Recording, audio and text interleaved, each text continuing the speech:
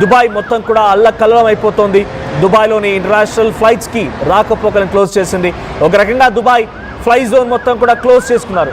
So విజువల్స్తో మనం చూస్తున్నాం. To all foreign operators, suspension of landing permission of the DXB and DWC airports in the Emirates of Dubai.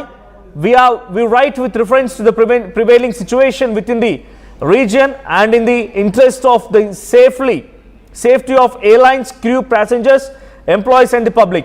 Please be informed the landing permission for aircraft operating into DXB and DWC airports in the Emirate of Dubai suspended until the further notice.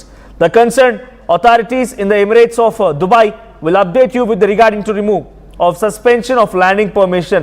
So ఇప్పుడైతే ఇక్కడ ఉన్నటువంటి situation ఆధారితంగా భయానకమైనటువంటి పరిస్థితుల ఆధారితంగా ఆందోళనకరమైన వాతావరణం నెలకొంది. కాబట్టి మేము international ఫ్లైట్స్ని land అవ్వడానికి కానీ ఇక్కడ నుంచి ఎగరడానికి కానీ పర్మిషన్ ఇవ్వడం లేదు. సో మేము ప్యాసింజర్ మరియు ఆ ఫ్లైట్స్కి సంబంధించిన భద్రత దృష్ట్యా నిర్ణయం తీసుకుంటున్నామని చెప్పుకొచ్చారు.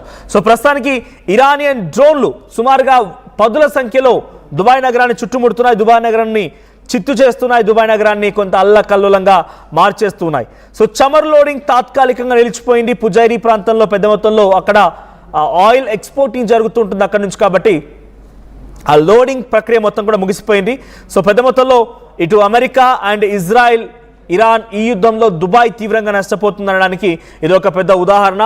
సో అరబ్ ఎమిరేట్స్ సంబంధించినటువంటి వాళ్ళపైన ఉక్కుపాదం మోపుతోంది ఇరాన్. సో ఇప్పటివరకు మీరు చూస్తున్న ఈ లిస్టులో వారంతా కూడా మరణించిన వారి లిస్ట్ అదంతా. సో వీరు అరబ్ ఎమిరేట్స్ పైన ఇరాన్ ఉక్కుపాదం మోపుతూ వాళ్ళ పెద్ద మొత్తంలో అరెస్ట్ చేయడమా లేకుంటే వారు అంతమొందించినటువంటి ప్రయత్నాలు చేస్తోంది. So as of now 7 million బ్యారెల్ల చమురు ఉత్పత్తి పూర్తిగా తగ్గిపోయింది. 7 మిలియన్ బ్యారెల్లు అంటే ఇక రేపో మాపో పెట్రోల్, డీజిల్, ఆయిల్ ధరలు పెరగడం గ్యారంటీగా కనబడుతోంది. ఇక పుజైరాలోని అంతరాయాలు మరింతగా తీవ్రమైతే చాలా పెద్ద మొత్తంలో ధరలు పెరిగే అవకాశం కూడా ఉంది. సో నిరుడు అంటే పోయిన సంవత్సరానికి సంబంధించి ఇక్కడ 1.7 మిలియన్ బ్యారెల్ల ముడి చమురు ఈ సమయానికల్లా ఎక్స్పోర్ట్ చేస్తే ఇప్పుడు అక్కడ 7 మిలియన్ బ్యారెల్లు తక్కువైపోయింది, అంటే ప్రొడక్షన్ లేదు. సో మరోవైపుగా ఎప్పటికప్పుడు పరిస్థితిని గమనించినటువంటి ఎయిర్ ఇండియా కూడా, మన భారత విమానాలను కూడా ఎయిర్ ఇండియా కూడా ఎక్స్ప్రెస్ సంస్థలు దుబాయ్కి వెళ్లాల్సిన తమ అన్ని సర్వీసులను కూడా రద్దు చేసుకున్నాయి.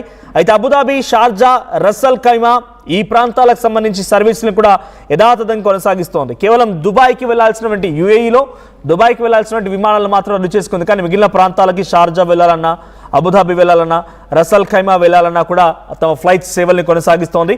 సో కేరళ నుంచి దుబాయ్ వెళ్లాల్సినటువంటి 2 ఎమిరేట్స్ విమానాల్ని మధ్యలో నిలిపివేసి తిరిగి వెనక్కి తీసుకొచ్చింది ఇక్కడ ఎయిర్ ఇండియా.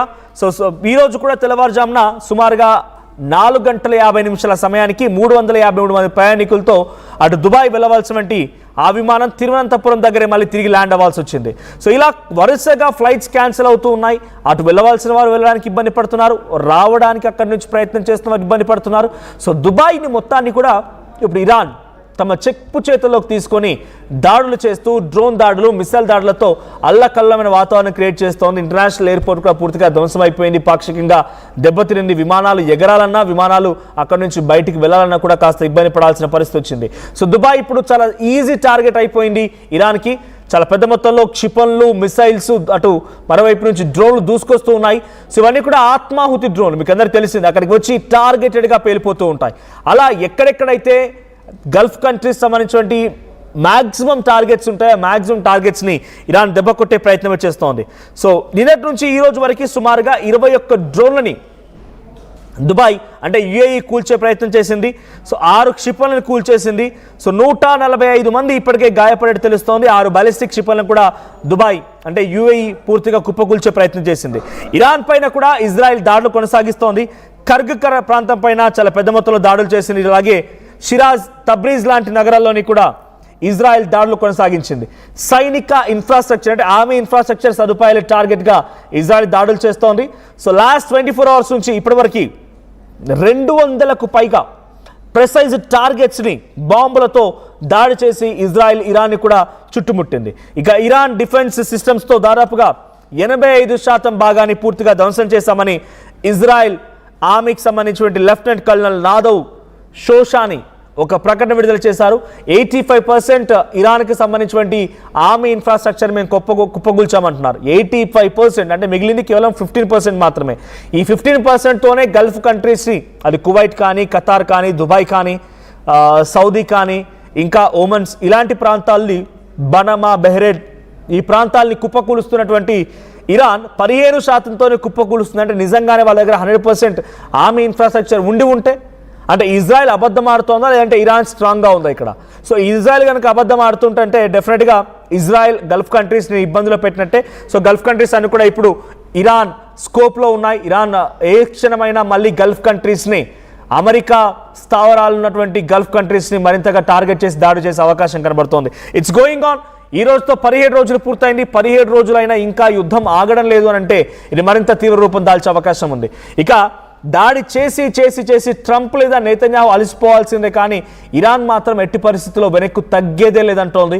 ఇరాన్ అంతకంతకి రోజుకి ఇంకా ఆ యుద్ధ తీవ్రతని పెంచుతోంది. యుద్ధ తీవ్రతతో ఇటు అమెరికా అండ్ ఇజ్రాయెల్కి సంబంధించి స్థావరాలను టార్గెట్ చేసి దాడి చేస్తోంది. బహ్రెయిన్లో చాలా కీలకమైనటువంటి ప్రాంతాలను కుప్పగూల్చింది. బహ్రెయిన్లో చాలా బిగ్గెస్ట్ లాస్ యాజ్ ఆఫ్ ఇప్పటివరకు 17 రోజుల యుద్ధంలో ఇరాన్ ఏ స్థాయిలో నష్టపోయిందో, ఇజ్రాయెల్ ఏ స్థాయిలో నష్టపోయిందో, అమెరికా ఏ స్థాయిలో నష్టపోయిందో ఎప్పటికప్పుడు చెప్తూనే వచ్చాం. కానీ వాటన్నిటికంటే రెట్టింపుగా, దాదాపుగా దేశమే కుప్పకూలిపోయేంతలా బహ్రెయిన్ ప్రాంతం చాలా తీవ్రంగా నష్టపోయింది. సో బహ్రెయిన్లో జరిగినటువంటి ఈ నష్టం అంతా ఇంత కాదు, చాలా తీవ్రంగా చవి చూస్తోంది. సో బహ్రెయిన్ ప్రాంతం మొత్తం కూడా ఇప్పుడు కుప్పకూలిపోయింది. సో ఇప్పటికీ ఇజ్రాయెల్ ఇంకా తప్పుడు వార్తల్ని, అబద్ధ ప్రచారాన్ని కనుక చేయాల్సి వస్తే 85% కొల్లగొట్టామేమో, 90% అమెరికా ఇరాన్ ఆర్మీ ఇన్ఫ్రాస్ట్రక్చర్ని కొల్లగొట్టామనేటువంటి తప్పుడు మాటలు మాట్లాడుతోందనంటే ఇంకా గల్ఫ్ కంట్రీస్ని ఇబ్బంది పెడుతోంది, ఇబ్బంది పెట్టాలని ఆలోచనతో ఉన్నట్టుగానే భావించాలి. సో బాలిస్టిక్ క్షిపణి లాంచర్లో దాదాపుగా 75% కుప్పగొలగొట్టామని ఇజ్రాయెల్ అంటోంది. కానీ 3 వారాల పాటుగా జరిగే ఆపరేషన్లో ఇరాన్ చాలా పెద్ద మొత్తంలో అటాక్ చేసి అటు అమెరికాని, ఇజ్రాయెల్ని అండ్ గల్ఫ్ కంట్రీస్ అన్నింటి కూడా చాలా పెద్ద మొత్తంలో ఫైనాన్షియల్ లాస్ని క్రియేట్ చేస్తోంది. సో దుబాయ్ ఎయిర్పోర్ట్కి ప్రజెంట్ అయితే అన్ని రకాల రాకపోకలు నిలిపివేశారు దుబాయ్ ఎయిర్పోర్ట్ సిబ్బంది. సో ఇంటర్నేషనల్ ఫ్లైట్స్ ఏవి కూడా అక్కడ ల్యాండ్ అవ్వడానికి వీల్లేదు, అక్కడ నుంచి వేరే ప్రాంతానికి వెళ్ళడానికి కూడా వీల్లేదు. సో దుబాయ్ మినహా మిగిలినటువంటి షార్జా కానీ ఇతరత్ర ప్రాంతాలని ఫ్లైట్స్ అయితే కంటిన్యూ అవుతున్నాయి.